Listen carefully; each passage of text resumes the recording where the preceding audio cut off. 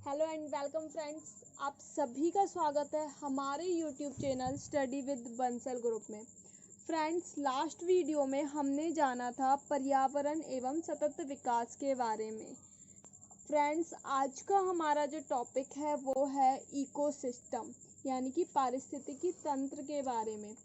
Friends, हम अपना topic शुरू करते हैं। सबसे पहले पारिस्थितिकी और पारिस्थितिकी तंत्र होता क्या है, यानी कि इकोलॉजी एंड इकोसिस्टम। सबसे पहले इकोलॉजी क्या होता है फ्रेंड्स, ये जानते हैं। फ्रेंड्स, सभी पेड़ पौधे, जीव जंतु एवं मानव अपने आसपास के पर्यावरण पर आश्रित होते हैं। आप सब जानते हैं कि सभी पेड़ पौधे, जीव जंतु, हर चीज़ पर्यावरण पर ही आश्रित है।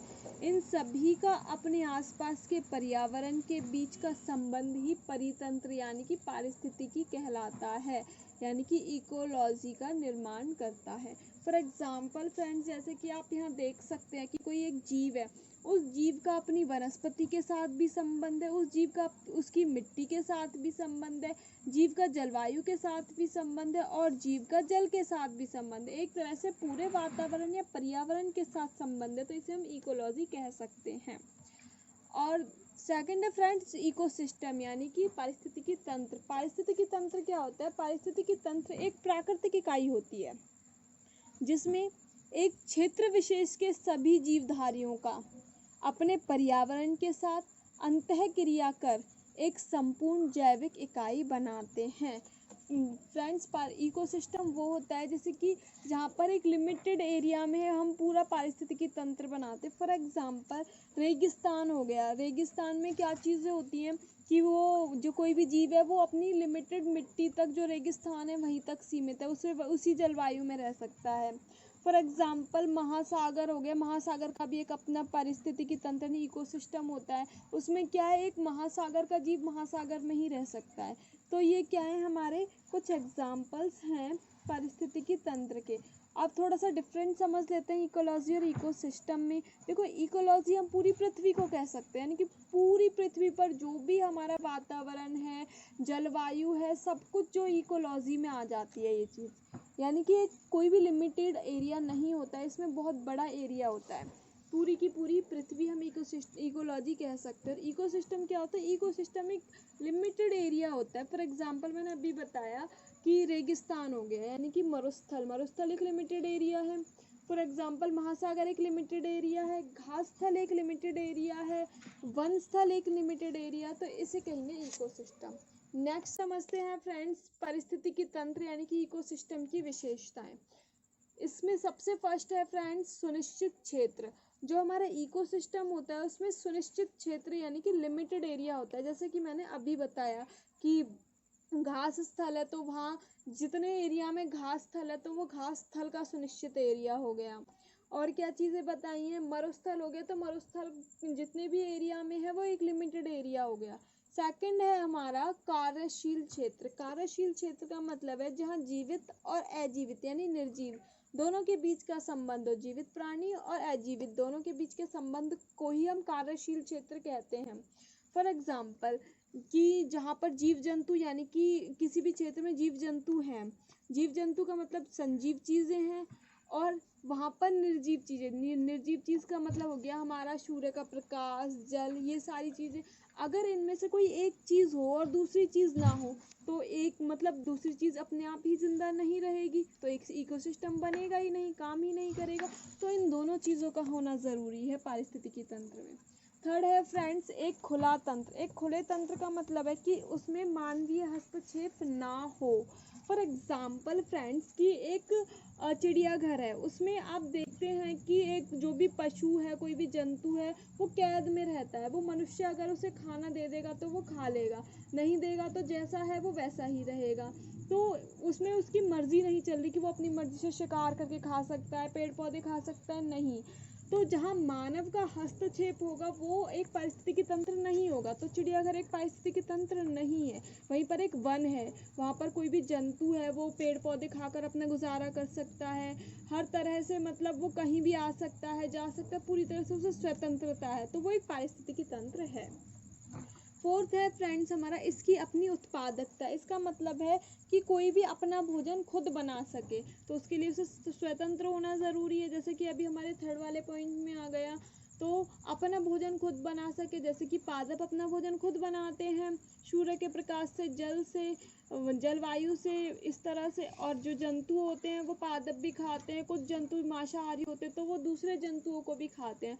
तो अपना भोजन खुद बनाना इसका मतलब है। तीसरा है फ्रेंड्स मोस्ट इम्पॉर्टेंट, 3 संगठक इसमें शामिल ज़रूर होने चाहिए, ऊर्जा, जैविक और अजैविक।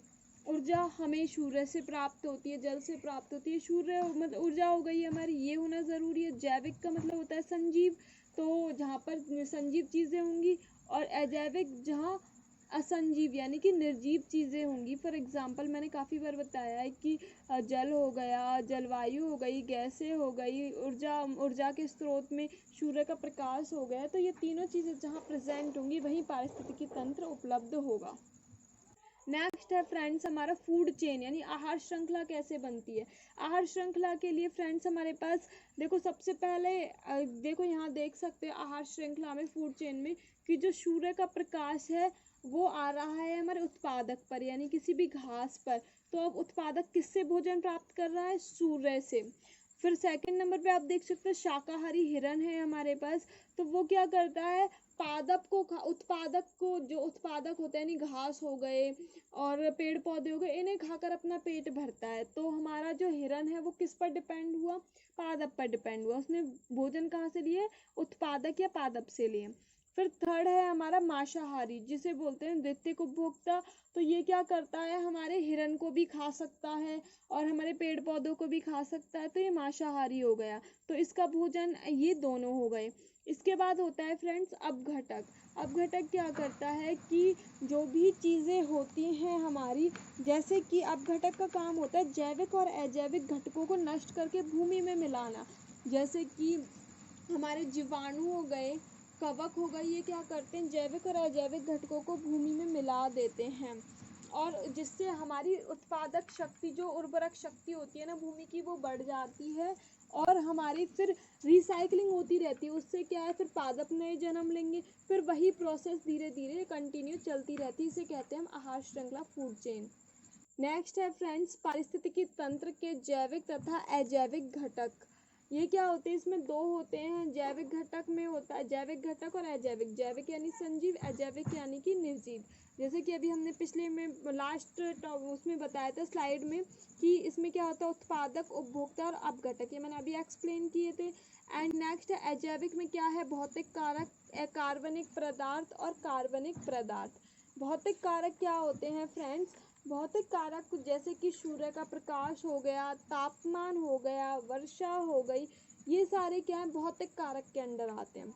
और अकार्बनिक पदार्थ क्या होते हैं? अकार्बनिक पदार्थ हमारी जैसे कि कार्बोहाइड्रेट गैस हो गई, कार्बन डाइऑक्साइड गैस हो गई, नाइट्रोजन हो गए, ऑक्सीजन हो गए, फास्फोरस, सल्फर, जल, ये सारी क्या है, अकार्बनिक पदार्थ के अंदर आते हैं। कार्बनिक पदार्थ क्या होता है फ्रेंड्स? कार्बनिक पदार्थ होता है हमारा कि जो जैविक और अजैविक घटकों के बीच की जो कड़ी होती है उसे कार्बनिक पदार्थ कहते हैं। फॉर एग्जांपल कार्बोहाइड्रेट हो गया, प्रोटीन हो गया, लिपिड हो गया, ये क्या होता है, जैविक और अजैविक, इन दोनों के बीच की जो घटक होते हैं, कड़ी होती है, उसे हम कार्बनिक पदार्थ कहते हैं। नेक्स्ट है फ्रेंड्स पारिस्थितिकी तंत्र यानी इकोसिस्टम के टाइप। कितने टाइप होते हैं? तो परितंत्र, जो पारिस्थितिकी तंत्र भी कहते हैं, जिसे हम, इसके दो टाइप होते हैं, प्राकृतिक और कृत्रिम। कृत्रिम का मतलब नाम से पता चल रहा है मानव निर्मित, जो मानव ने खुद बनाए, जैसे कि जोते हुए खेत हो गए, शहर हो गए, गांव हो गए, इस तरह से। प्राकृतिक भी हमारे दो तरह के होते हैं जो हमें प्रकृति से मिलते हैं, एक तो स्थलीय पारितंत्र और दूसरा होता है जलीय पारितंत्र। स्थलीय पारितंत्र होता है जो भूमि पर रहते हैं, वन स्थल, घास स्थल, मरुस्थल, ये सारी चीज़ें। और जलीय में हमारे समुद्र, महासागर, झील, ये सब आ जाते हैं। तो जलीय हमारे दो प्रकार के होते हैं, अलवणीय जल और समुद्री जल। अलवणीय होता है हमारा मीठा पानी और समुद्री जल होता है हमारा खारा पानी। अलवणीय यानी मीठे जल के भी दो प्रकार होते हैं, एक होता है सरित और दूसरा होता है सरो। सरित का मतलब होता है प्रवाही जल, जो कि हमारा बहता हुआ पानी होता है। सरो जल होता है स्थिर जल, जो हमारा रुका हुआ पानी होता है, ठहरा हुआ पानी होता है। तो ये हो गए फ्रेंड्स इससे आगे हम नेक्स्ट चैप्टर में पढ़ेंगे स्थलीय परितंत्र, जलीय परितंत्र, यानी कि प्राकृतिक परितंत्र के प्रकार जो हैं वो हम और डीपली पढ़ेंगे नेक्स्ट चैप्टर में। आई होप आपको इतना समझ में आ गया होगा फ्रेंड्स। आप हम अगर वीडियो अच्छी लगी है तो लाइक एंड सब्सक्राइब ज़रूर करें। Thank you for watching friends.